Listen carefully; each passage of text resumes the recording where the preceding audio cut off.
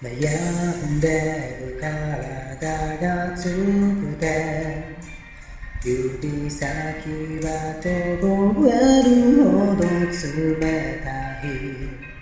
どうした早く行ってしまえそう言われても私は弱い。あなたが死んでしまって私もどんどん年老いて想像つかないくらいよ。そう今が何より大切でスピードを落としたメリーゴーラ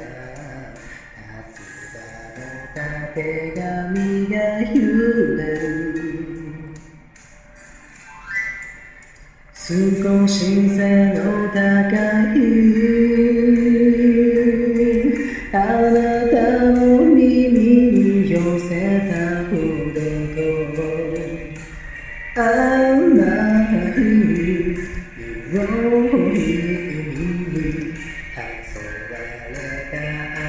私はカブトムシ流れ星流れる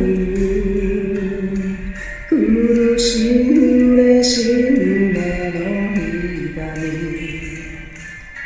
生涯忘れることはないでしょう。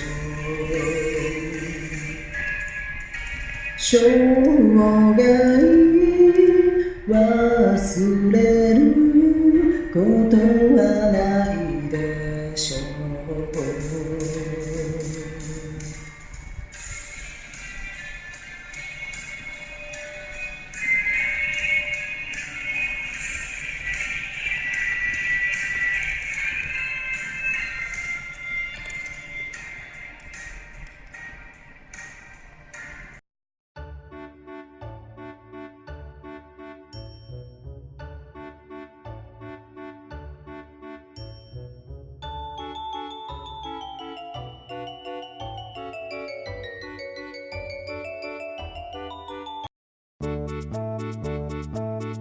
ご清聴ありがとうございました。